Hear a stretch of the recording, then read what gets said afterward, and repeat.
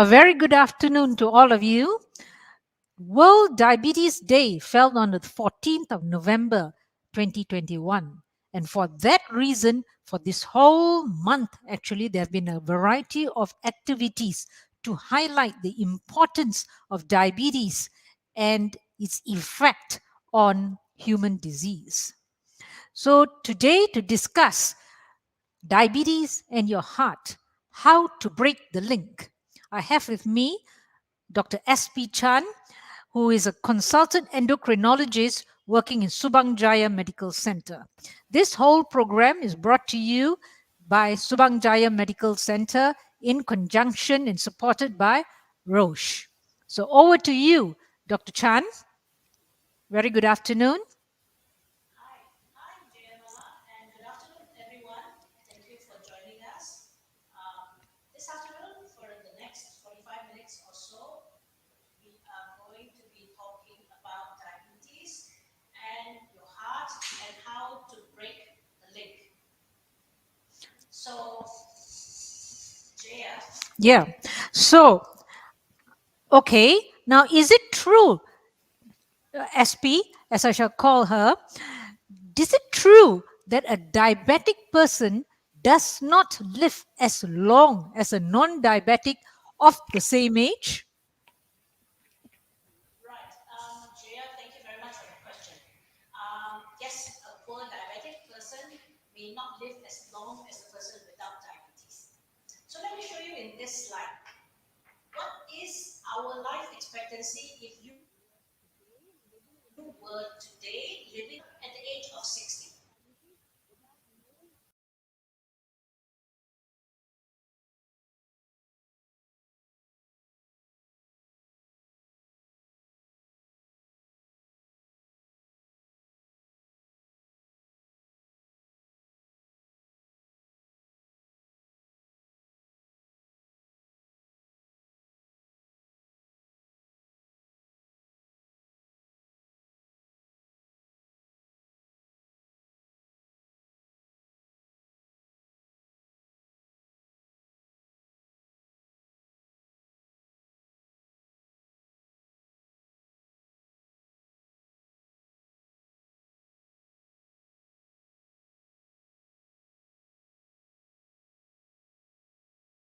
Organized. Maybe you could just tell us. Um, First, you got very nice slides, but unfortunately, the slides are not up. Maybe I can get you to talk about something else. How do you diagnose diabetes? How do you know you're diabetic? Very good. Diabetes is defined as high blood glucose. If a person's glucose is higher than 7 millimoles per liter on a fasting level, and when random glucose is more than 11, that person has diabetes. Often people measure their HbA1c. Can that be used to diagnose diabetes as well? Yes, you can use HbA1c to make the diagnosis, and the level that we are considering as diabetic is more than 6.5%. So Okay, if you have no diabetes, no, if you have no symptoms of diabetes, no symptoms like having thirst, feeling fasting urine, then you have to have two abnormal levels before you are considered as being diabetic. But if you have symptoms, then one level is good enough. okay. So So I would have to have at least two blood samples before showing an elevated sugar before I can be considered a diabetic. Coming back to, often in the labs, if your sugar is more than 5.6 or 5.7, they begin to highlight it and people get scared. Am I diabetic? Am I diabetic? So, what is your comments when people put 5.6 and above as indicating diabetes? when they flag 5.6, it means that it is abnormal. most people who are non-diabetic have fasting glucose levels below 5.6, meaning 5.5 and below. Above 5.6, it is considered as abnormal. It's only above 7 that you are considered to have a diabetic level of glucose. So between 5.6 to 6.9, that is the level that we consider as not normal, not diabetic. We could call this intermediate state, pre-diabetes. Okay, so now that you got your slides up, maybe you could answer this question. I got a bit frightened when you said that a diabetic person does not live as long as a non diabetic. Maybe you can show me what you mean. Okay, I'm going to try it again. Here you are. If you are a Malaysian person who has no diabetes and no heart disease, you are really expected to live another 20 years. So I've given you 20 birthday cakes. Unfortunately, from this publication looking at collaboration of multiple studies across the world, including Asian populations, they found and were able to analyze and said if you have diabetes today at the age of 60, you lose 6 years of life. So let me take away six birthday cakes, which means that you are only expected to live another 14 years.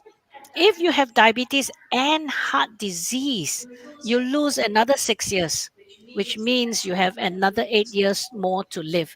So instead of expecting to live for another 20 years, you have lost 12 of those years. That's really very bad news. So 68 rather than my 80. I think that's too much.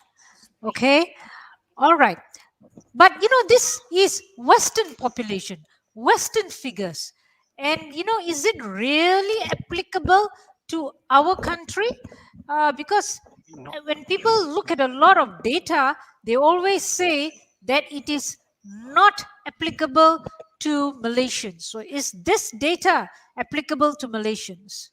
Yes, it is applicable to Malaysians because, as I said, this data is culled from multiple studies around the world, which means that there were Asian populations that were used in analyzing this data and coming up with these numbers. Okay, now, I mean, this is a bit frightening, but how common is this diabetes in Malaysia? Is it something that I need to be worried about? Unfortunately, okay, this is a picture that just to show that diabetes, if you are diabetic and you don't look after yourself, it steals years of your life. The prevalence of diabetes has been found to be 18%, 18% in the last census that was done in 2019. This was in population above the age of 18, considered as adults, right? And so that actually translates to 1 in 5 adult Malaysians. 1 in 5 adult Malaysians have diabetes.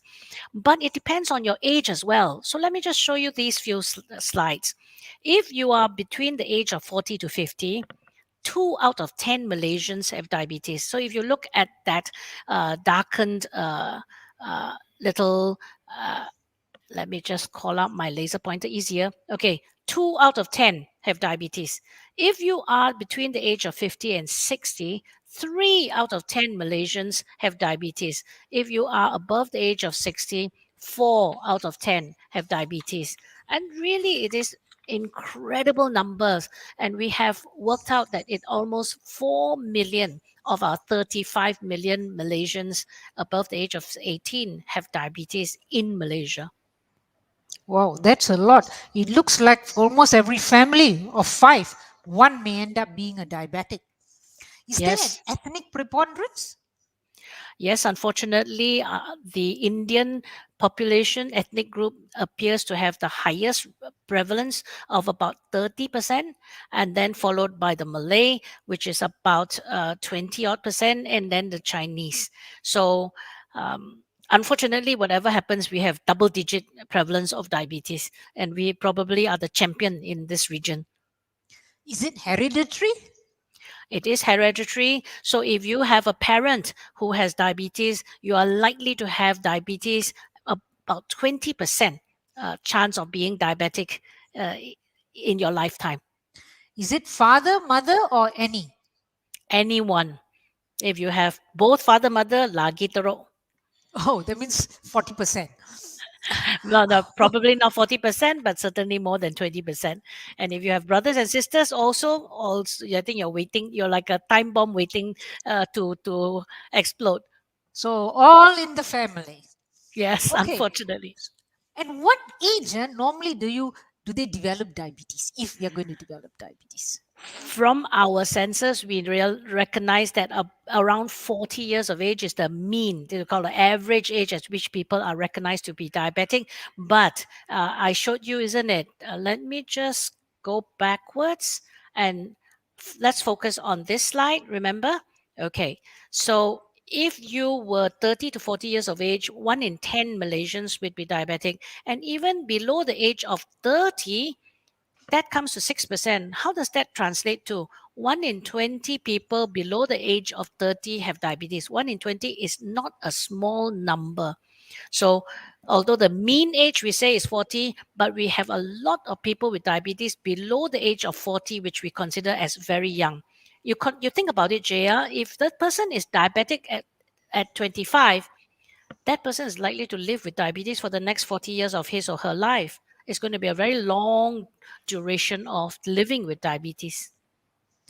Okay, you're referring to type 2 diabetes, I think. Am I correct? Absolutely. Correct. Absolutely. Okay, The now, sorry. type 1 diabetes is very rare in Malaysia. 99% of our patients have type 2 diabetes. Okay. Now, I'm a bit worried that there's so close relationship between diabetes and death. And like you say, diabetes steals your life. Why does diabetes steal one's life? What are the Uh, common causes for this? right. And that is, again, brings us to the title of this conversation today, right? That diabetes costs everybody their lives and their livelihoods, as well as quality and quantity of life.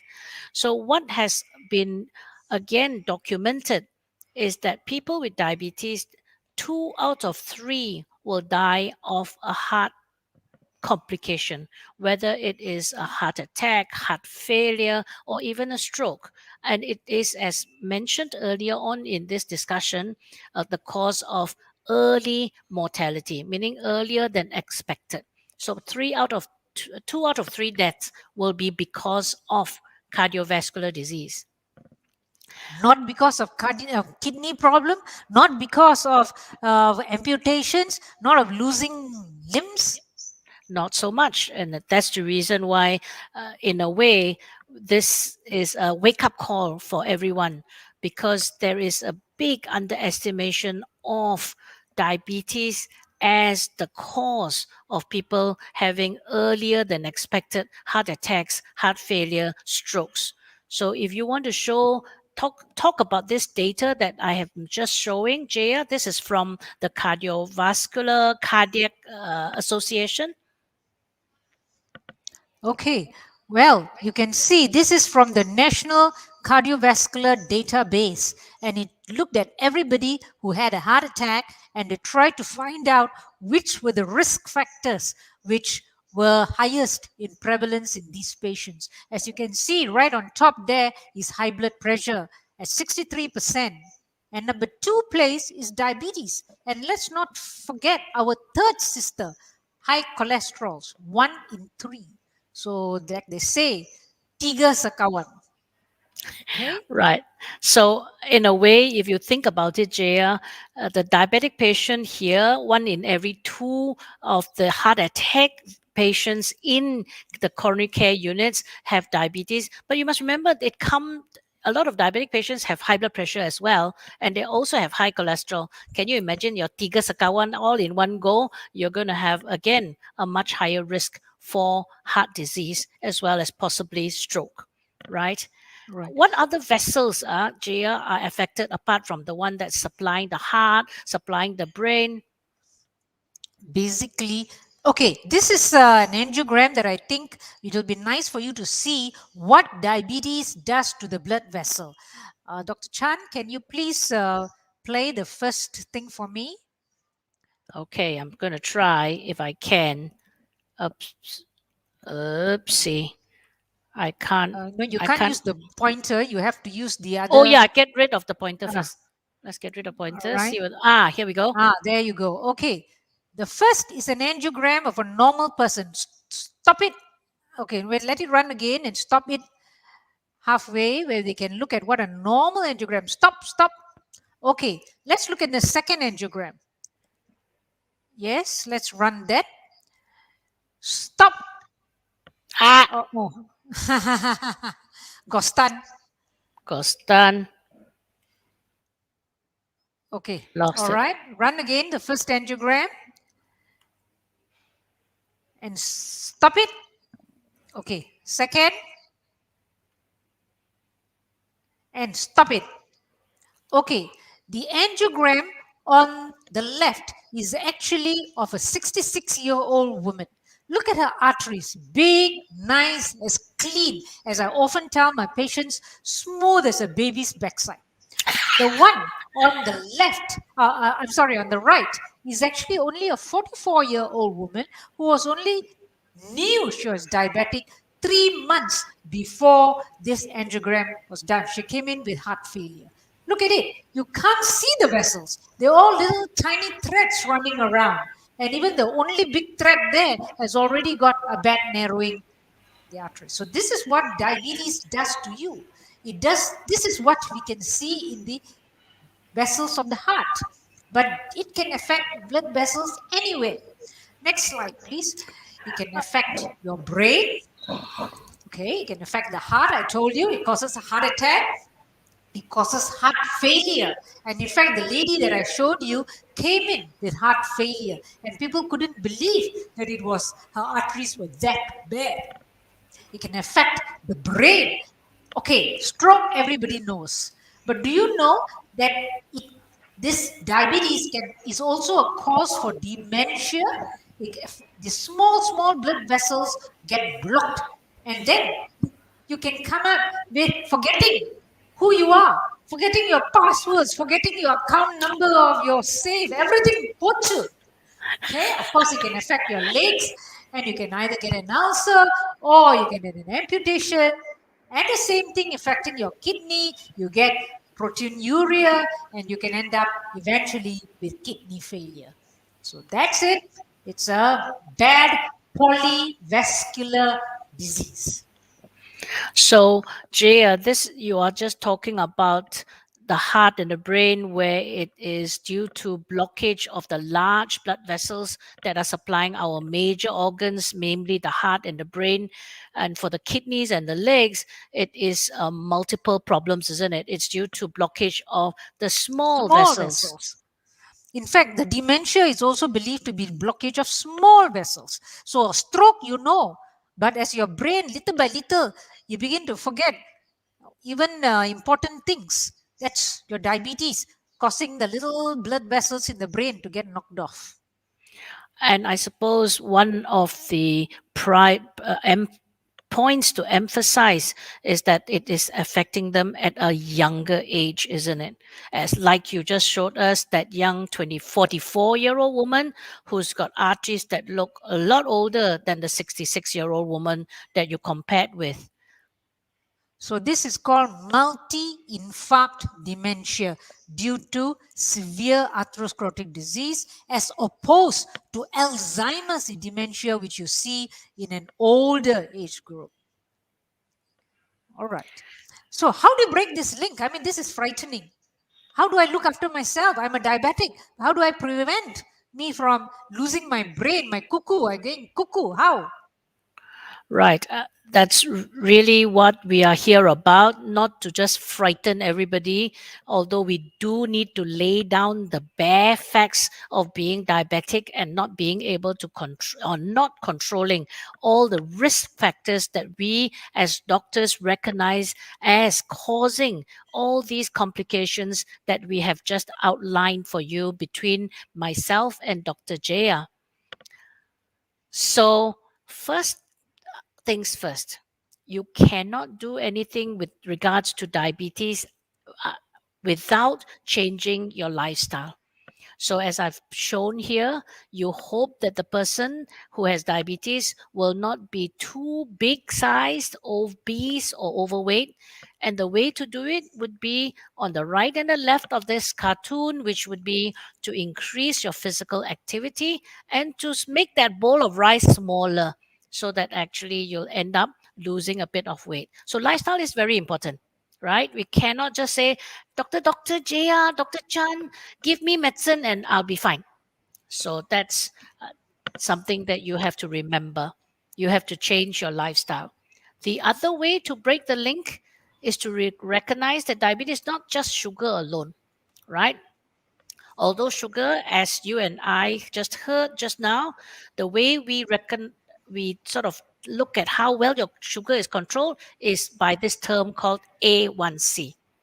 This blood test that we do once in every 3 to 6 months gives the doctor an idea of how well your sugar is controlled over the last 3 months. And so the question, we need to try and improve glucose control, but we also know that diabetes came with what Dr. Jaya say, tiga sekawan. It comes with high blood pressure, as well as high cholesterol. So, Dr. Jaya, how do you think the patient should be able to control their blood pressure and their cholesterol? Okay, again, in lifestyle is number one. If you reduce weight, your blood pressure will come down. But many of these patients do need effective blood pressure medicines. And number two, you must take it. Just looking at the blood pressure tablet or looking at the cholesterol tablet is not enough. You must take it and put it in your mouth. And most of these medicines are very well tolerated. They hardly have any side effects. If there is a side effect, bring it to the attention of the doctor so that they can actually change it to something else which is more suitable for you. I mean, some medicines are very effective, but you may not tolerate it. Whereas another patient may be able to tolerate it. So discuss with the doctor. Don't decide, yeah, this medicine is lousy. I don't want it. Okay, yes, Dr. Chan has said you must know your numbers. A1C, D for blood pressure, C for cholesterol. And the numbers, Dr. Chan, can you show us the numbers? The A, B, C. Okay, you start first with the sugar. A1C should be less than 7%. In order to get the A1C less than 7%, you need your fasting glucose to be less than 7, and 2 hours after food should be less than, depending on how tight a control you want, it can be less than 8.5 if you want to be really, really kiasu. Or if you're saying, yeah, doctor, I'm already 65, 70 years old, give chance lah. Maybe allow it to go down up to 10, but not more than 10. So those are the glucose numbers. So now, Dr. Jaya, what about the blood pressure numbers? Okay, now it is very, very important. Blood pressure should be less than 140/90, and the cholesterol should be in diabetics. The LDL, we look at LDL, the bad cholesterol, the LDL, and it will depend. If you are just a diabetic, your LDL should be less than 2.6. If you're a very high risk person, that means you're a diabetic who already has an established cardiovascular disease, already have narrowing in the arteries or strokes or a below knee amputation or whatever, the LDL cholesterol should be less than 1.4. Now, I want to highlight something. When these patients with diabetes develop cardiovascular complication, it is not really the level of sugar that actually prevents or causes the cardiovascular event. What is more important is the other kawan in the family, the cholesterol and the blood pressure. So you must remember that the level of cholesterol, which is okay for a non-diabetic, maybe your wife is non-diabetic and she has an LDL of 3 or 2.7, and the doctor will pat her and say, excellent, Mrs. XYZ. and then they turn to you who are a diabetic who also has an LDL of 2.8. He will say, this is bad. You already got heart disease and you have diabetes. It should come down less than 1.4. So the level for one person is not the same as the other. It depends upon your risk. And I keep on telling my patients again and again, it is not the sugar that causes the cardiovascular, not the sugar that causes the heart attack. It is the level of the cholesterol, it is the level of the blood pressure. So please, when the government hospital gives you the cholesterol medicine, oh, I only am a vegetarian. So the cholesterol medicine can give the dog. The rest of the medicine, I take. Cannot. The most important there is the cholesterol medicine. It should keep the LDL as low as possible. The other thing some people say is your LDL is less than 1. Are you doctor? I need the cholesterol for whatever reasons. Less than 1 is safe. It has been tried in many studies that you keep your LDL less than 1, 0.8. It is still safe. You're not going to have impotency or you're not going to drop dead just because your LDL is very low. Okay, in fact, newborns have an LDL of 1. So, and they are the ones who need the LDL cholesterol for growing cells, etc. So, I can assure you, having an LDL of less than 1 also is very safe. So, please take the medicine. If the statin is causing you some concern, discuss it with the doctor. The biggest concern people have is, does it affect my kidney? No, it does not affect the kidney. The only thing it does, some people, it causes muscle aches. If it does cause muscle aches, again discuss with the doctor. They can actually or change it to some other medications, or they can use some other combinations which are as effective and which can keep you comfortable. Coming back to blood pressure, I've also told you the same thing. In fact, the lower the blood pressure in a diabetic, it is better. Although we aim for less than 140 and the diastolic less than 90, if it comes down to 110 and you're feeling fine, it is ideal. So don't come and say, oh, my blood pressure is 110 by 70, doctor. Do I need to reduce my medicine? No. You only need to reduce your medication if the systolic is less than 90 or you begin to feel very dizzy. Whenever you stand up, you feel like falling down. Then you have to discuss with the doctor again. Maybe you need to decrease the dose. But it is something you must discuss with your doctor, not something you should do by yourself. Because it is these other members of the family which are actually causing more of the harm rather than the sugar. Sugar actually is just the bad guy, but the real bad guys, the ones with the guns, are the blood pressure and the cholesterol. Am I correct, SP? The blood pressure and cholesterol are the machine guns. The glucose is the pea shooter. So I can't say that the glucose is not important. After all, I look after these patients with diabetes.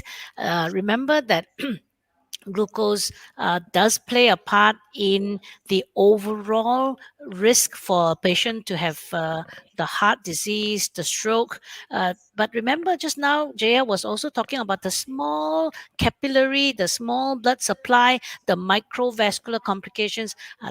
Those are the complications that are badly affected by poor glucose control. So the problem of having kidney disease, the protein in the urine, kidney failure, the nerves in the feet that don't feel so well, with numbness, and so that getting this risk of having ulcers and amputation, those are all the damage to the microscopic small blood vessels that will cause those complications. So diabetes and glucose does contribute to the patient's ill health, but as you just heard from Jaya, the ones with the machine guns causing the damage are the blood pressure and the cholesterol. And again, just to remind everybody that just because you're diabetic doesn't mean that you're just focused on your sugar alone. We need to treat your A, B, C.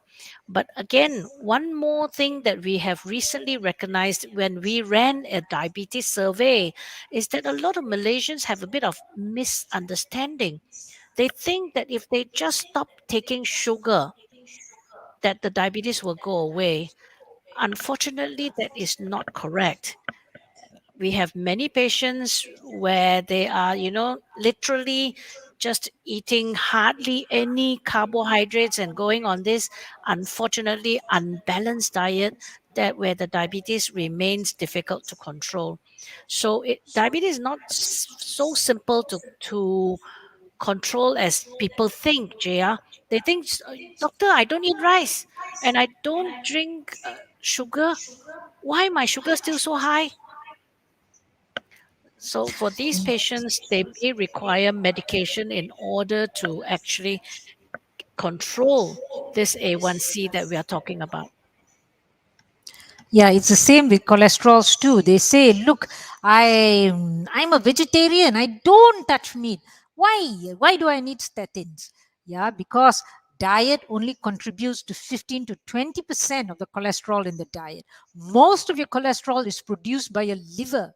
So that's why at one time, in fact, it is American diabetic, the American Association has actually come out to say the dietary cholesterol is not really that important because it contributes only so little to the cholesterol in your blood. Blood cholesterol is important, and most of it is coming from your liver. So you can eat what you want, but please take your medicine to cut down liver production. Okay, I mean, you have given me all those frightening things about diabetes and the tiga sakawan and empat sakawan. How can I prevent myself from getting diabetes? Let's go even backwards. I think that is actually a very important point to make this afternoon. As we just heard earlier on in the introduction, that we have such a high proportion, high percentage of our population with diabetes. 18%, meaning 1 in 5 adults have diabetes, and it runs in families. So automatically you look in anybody with a family history, they are likely to have inherited the gene for developing diabetes. So in order to prevent yourself from becoming diabetic, I think this would be the way I can show it to you. If this person, you can see big, nice, round, doesn't mean necessarily healthy, right? He will have a high risk of diabetes just because he has put on a lot of weight, just because he has living with a very unhealthy lifestyle, no exercise whatsoever, working from home, WFH, running away from COVID-19, no chance to go to the gym because the gym is dangerous and highly infectious, right? So you have to find other ways in order to try and exercise safely. So you've got to increase your physical activity, and you need to decrease that bowl of rice so that you can try and get yourself down to this size in order to try and prevent yourself from becoming diabetic. As you heard from Jia, you cannot run away from your genetics. Your parents, you cannot change, right? You cannot run away from getting older. That's another risk factor. So, genetics in terms of family risk, getting older, you cannot change. But these things that I've just shown you in this slide is what you can try and have some control over. And it has been shown very clearly through research, and that research has been going on not only in the Western population, as Jaya asked in the past. There's also been proven in the Chinese population in China, where they put the patients in with high risk of diabetes with what they call pre-diabetes. The sugars are in between diabetic numbers and normal numbers. They gave them a very good lifestyle, lost weight, and they actually prevented diabetes by 50%. So it can be done. It doesn't mean that you cannot outrun your genes. You cannot outrun your age, I suppose, Jaya. So the common question that I hear is, can I reverse my diabetes? If I baru dapat kencing manis, can I reverse the diabetes? And the answer is yes, if you look like this person. If you're overweight, unhealthy, no exercise, nothing, if you lose weight and look like this, you can actually put diabetes in remission, meaning you may not even need medicine to control your sugar. But if you then gain weight and get older, the diabetes will come back, right? But if you actually are already diabetic and you're already a normal size, don't try and lose anymore because there's nothing much to lose. So the answer is if you have got a normal weight and you're unlucky to be diabetic, you may not be able to put your diabetes in remission. You may require medicine for control. Do you get my message, Jaya? So basically, you're trying to tell me that it is all just not diet, and I cannot control. Some people will be able to control with diet, lifestyle, and weight loss, but a lot of um, but a lot of people with diabetes who are thin cannot be they You cannot reverse their diabetes. Correct. Correct. Absolutely. Because they think that if they go on this fancy ketogenic diet or no carb diet, that they can then reverse their diabetes. Unfortunately, in these circumstances, it's not going to work. So the answer is not sort of like one size fits all. Weight loss will fit some people, but weight loss will not be effective for some others. Okay, let us assume that I'm a mother, I'm a diabetic mother, and I am now pregnant. How can I mean, I'm sorry, I have to pass some of these genes to my children. How can I prevent them from developing diabetes, or is there anything that I can do? Right. Again, you said the right thing. If you have diabetes, you will have passed your genetic risk to them. But how can you prevent them from becoming diabetic? Then basically, it's a healthy lifestyle that you will try and encourage them uh, to continue to live a healthy lifestyle from childhood. Um, what you are trying to say is what happens if the woman has difficult pregnancy where there are problems with nutrition, then some that has been found in when there are difficult times in war times. Basically, they found that the pregnant woman who is poor nutrition, that these young babies grow up to adults with a higher risk of developing what they call cardiometabolic problems like diabetes, hypertension, and heart disease. So, nutrition in pregnancy is important. And if you unfortunately have that risk, that genetic risk, again, the healthy lifestyle is the answer to prevention. Okay, so all right, now I'm still waiting to see if there are any questions from our listeners.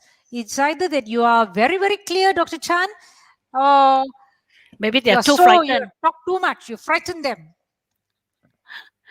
Hopefully not. Hopefully they'll be interested to see whether or not they can do something. What we have gone through so far is that diabetes is very common, that it comes with friends, the tiga sekawan that is not invited pun datang. So you need to manage it carefully. And if you manage it all, the ABC, you will reduce your chance of developing complications and from losing the years of life that I showed you. Um, I think maybe again, JL, it would be perhaps appropriate for us to talk about COVID-19 since you and I are doing this on online. That we are not facing our audience is because of this pandemic that all of us are living with for the last almost 1.5 years or more. That if you are unlucky enough to be diabetic and catch the COVID infection, you are three times more, more likely to develop severe COVID, needing to be admitted to hospital, needing ICU care, and three times more likely to die of COVID if you are not well controlled. So, So, what is the message here? If you have diabetes, try and get your diabetes well controlled. Try and get your blood pressure well controlled. Because if you have all these issues that are not well controlled. Just because you're hiding in the house doesn't mean that they are well controlled, right?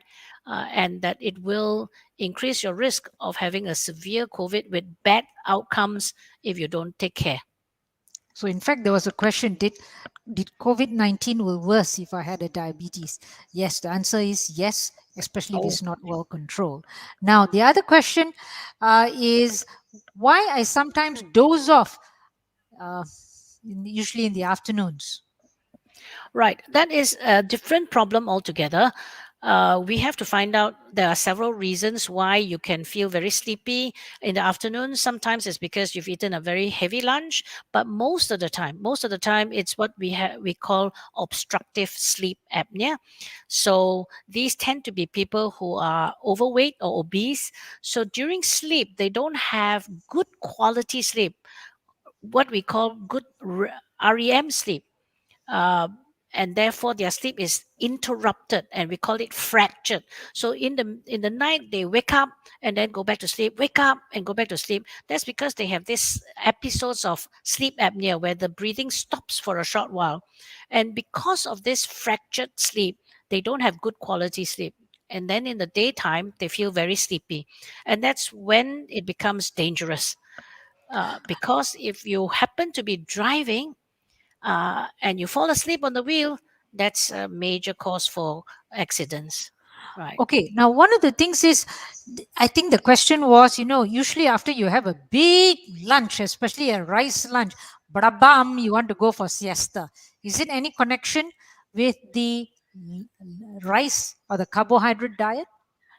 It's not really so much with the rise of carbohydrate diet. It's more likely to do with the. You see, we do know physiologically that if you've eaten a big meal, that a lot of your blood supply goes to your stomach in order to handle the big amount of food that you've just makan.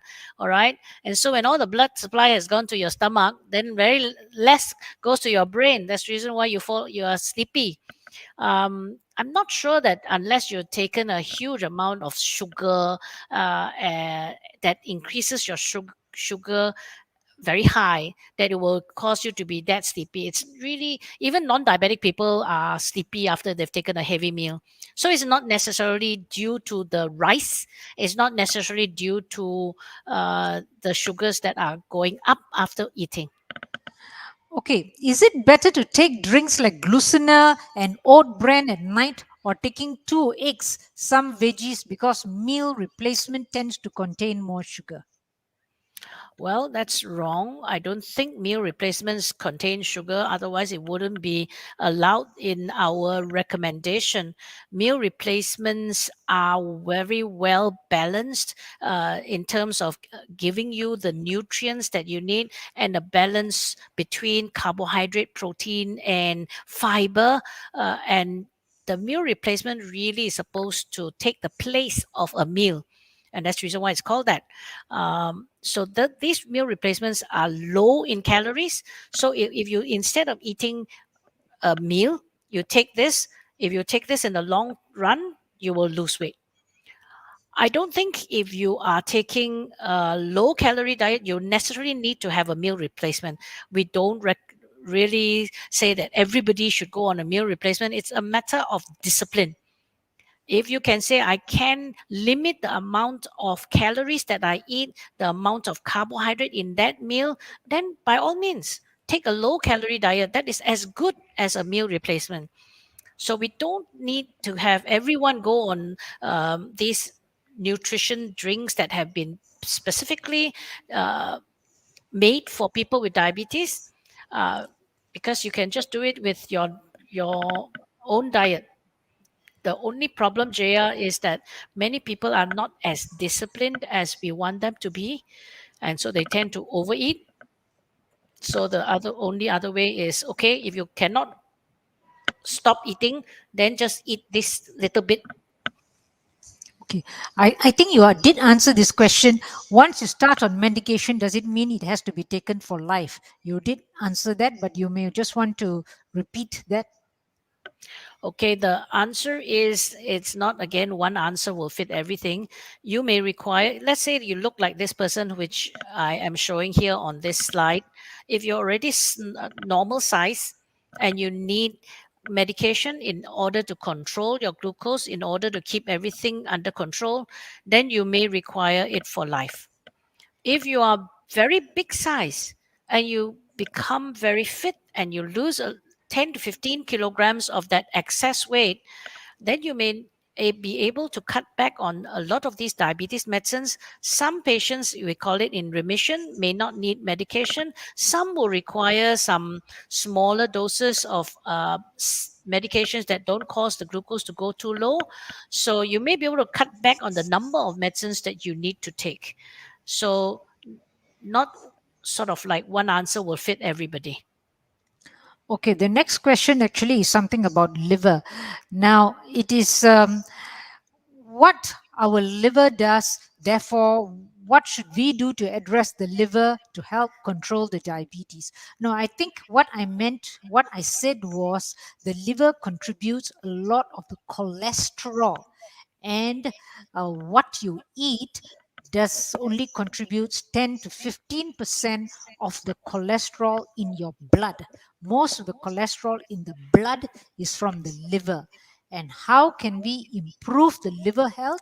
Again, by reducing your weight, cutting down your sugar, cutting down your alcohol. It improves your liver fats and make it a bit more healthy. Okay. Now, has the range for blood glucose levels changed? That means to 5.5. This was asked by Juliana. You addressed this earlier, but you may just want to say something about this 5.5 fasting blood sugar of 5.5. So let's get back to the basics. For us to make a diagnosis of diabetes, the numbers are different. For you to control your diabetes, the numbers are different. So, in order for you to be diagnosed as diabetic, a fasting glucose level of more than 7, a postprandial or after eating or random glucose sample of above 11, these are the numbers that we say you have diabetes: 7, 11. If you use A1C, it's 6.5%. For you, if you are diabetic, then we look at different ranges in order for us to say that you are well controlled. As I've shown you, maybe if I try and go back, know your numbers, here we go. Fasting, that means before food, should be less than 7. 2 hours after food, depending on how aggressive the control needs to be, it can be 8.5 or 10. So the lowest number that we want is no less than 4.5. Less than 4.5, people will get a little bit hungry.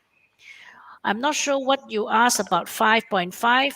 That is perhaps people who are not diabetic, and you want to know whether I have a normal glucose level or whether I have a pre diabetic level or I have a diabetic level. So I said diabetic level is 7, normal level is 5.5, and 5.6 to 6.9 is pre diabetic. I I see. hope, yeah. Yeah, I think you have made it very clear. Yes, somebody asked, will diabetes make us blind? Yes, poorly controlled diabetes, yes, certainly can cause blindness. The other question is a bit more interesting. Taking metformin will deplete B12 vitamin. Will this cause nerve damage even faster, leading to amputations? Answer is absolutely, absolutely not. Okay. This is a concern for patients who are taking metformin for donkey's years. And even after they've taken it for donkey's years, we have looked at B12 levels in some of our patients and have not come across B12 deficiency as the cause for nerve problems, right? So, although this is a theoretical risk for people who are taking metformin, we have not come across this problem frequently, and in fact it's rare. So rather than blame B12 as the cause of the nerve damage, the most common cause of nerve damage is poor diabetes control. Poor diabetes control for years and years. If you have had diabetes for 10 years, 15 years, or you may even have had diabetes where you did not know, and then today you found that you had diabetes, you may have actually been diabetic for years because you didn't go and check. All right. So these years of high glucose are the cause of the small vessel damage that have at- affected your small nerves so that you are numb in your feet. And because your feet are numb, you don't protect your feet.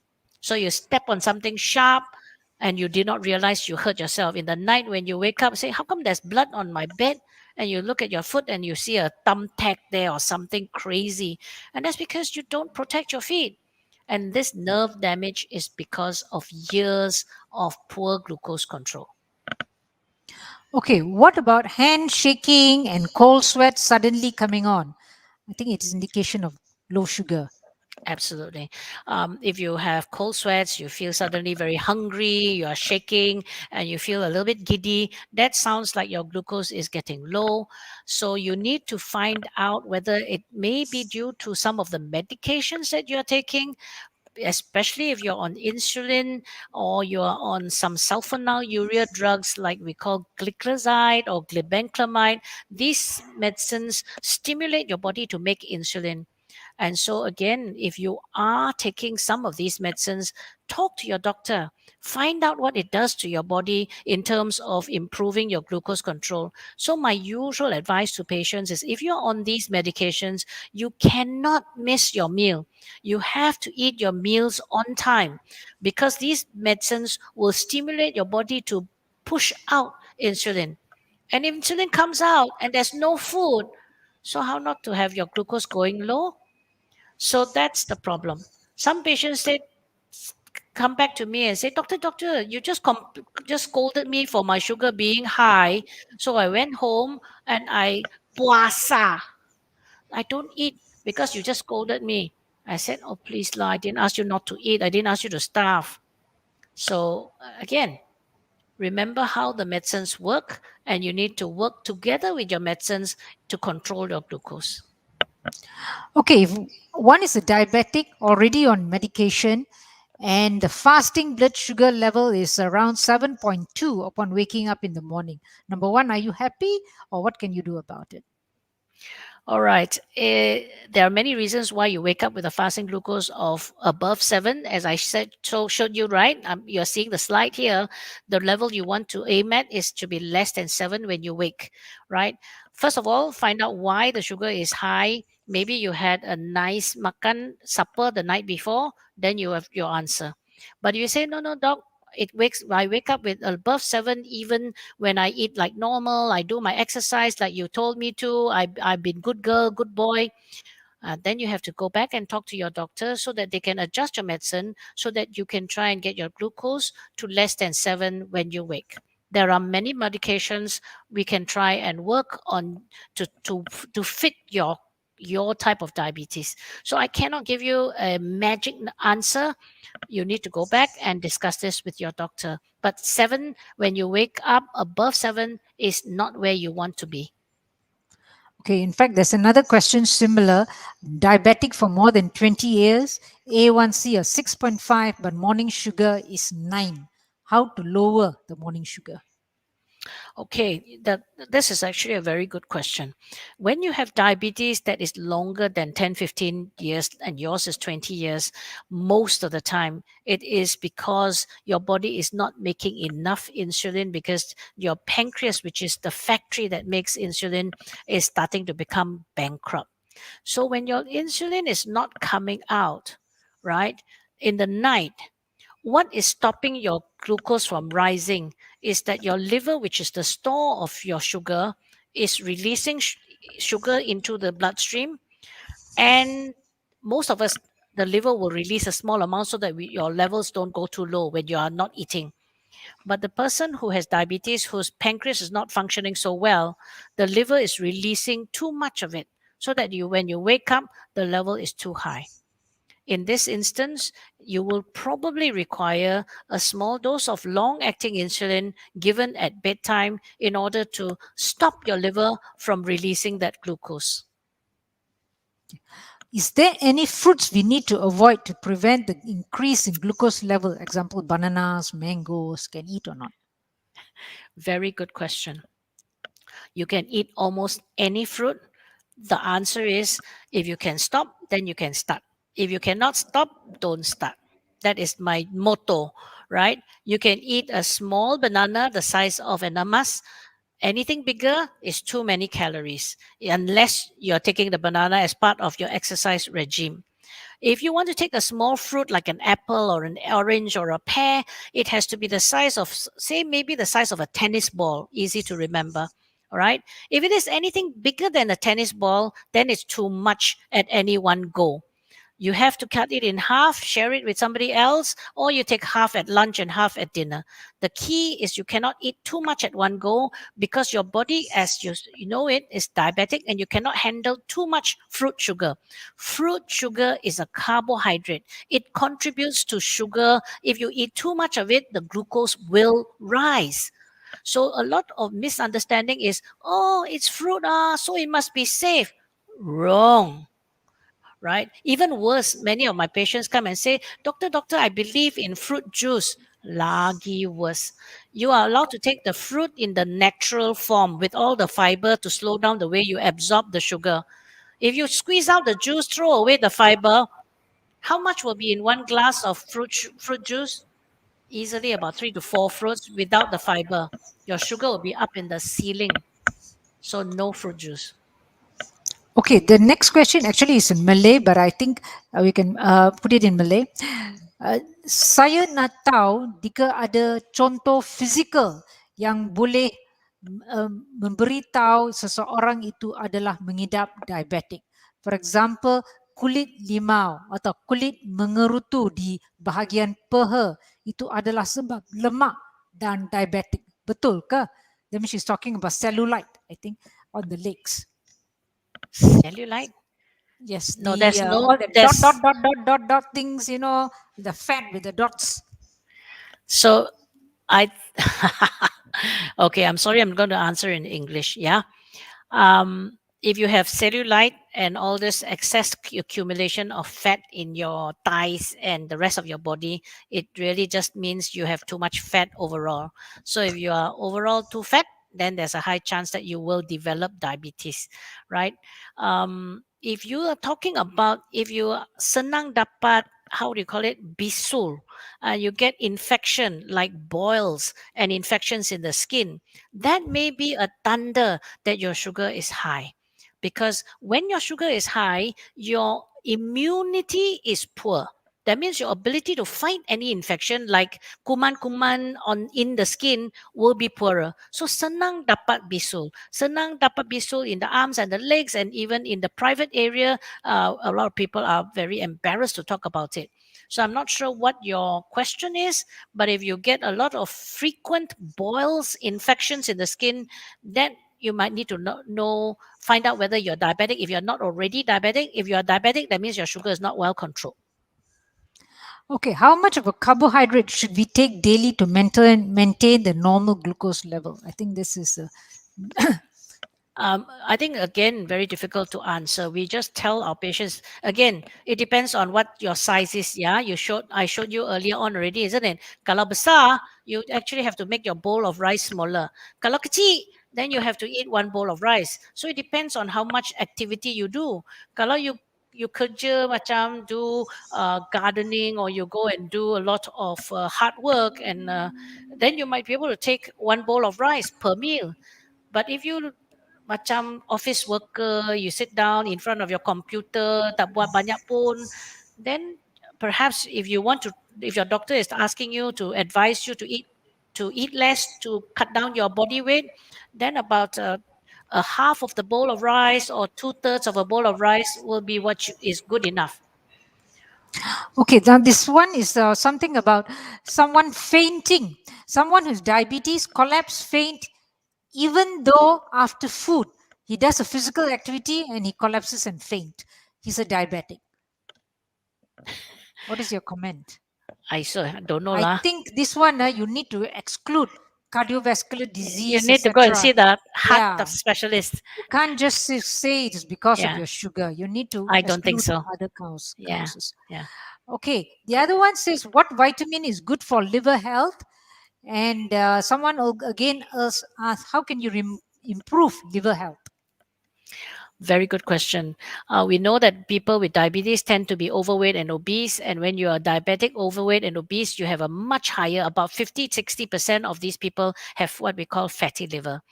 And the way to improve fatty liver, listen, yeah, the way to improve fatty liver is lose weight. Sorry.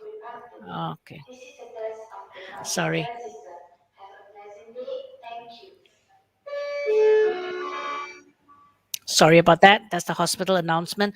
If the way to improve fatty liver, lose weight, eat less carbohydrate, carbohydrate, and increase your physical activity, that will fix your fatty liver.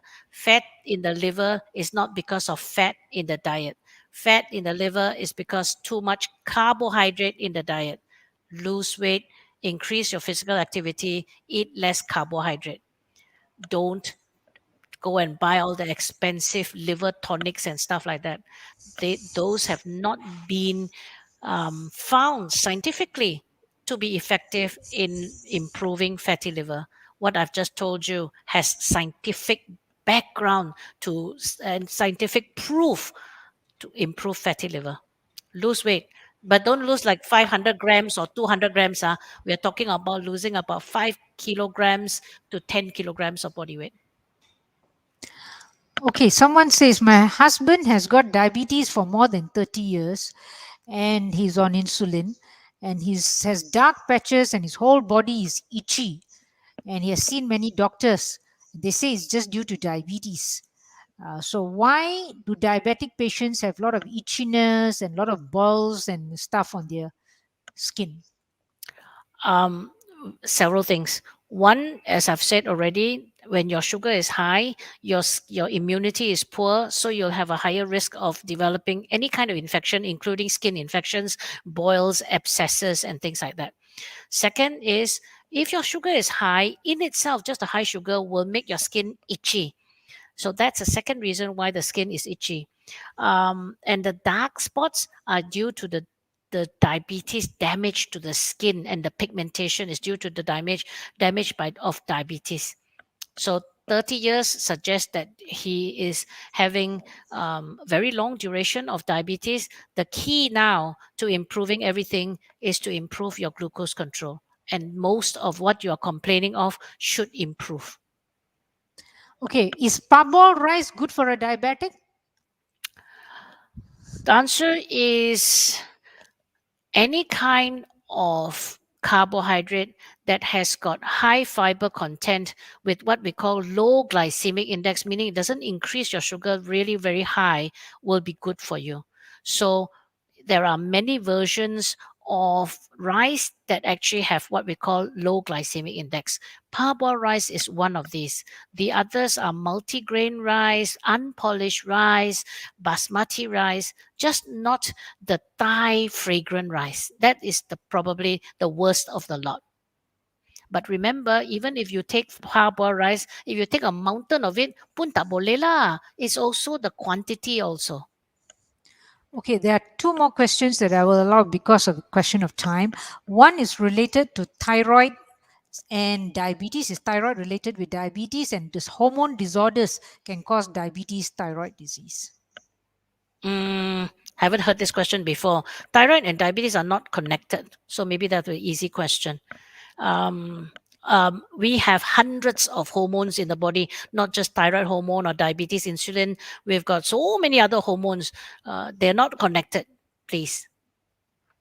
Okay, the last one is somebody, late father, three siblings have diabetes, and it seems to be inherited in the family. How can I avoid, stop this? How can I prevent myself from getting diabetes? You can try. You may not be able to outrun diabetes because your genetics is so bad. So the key would be to check your sugar, check your A1C, and if you actually have such a high risk, try and keep your weight down and blah blah blah. As I mentioned all this last 1 hour, if you do an A1C, or you sometimes we do an oral glucose tolerance test, meaning we make you drink a cup of glucose and then check your sugar 2 hours later.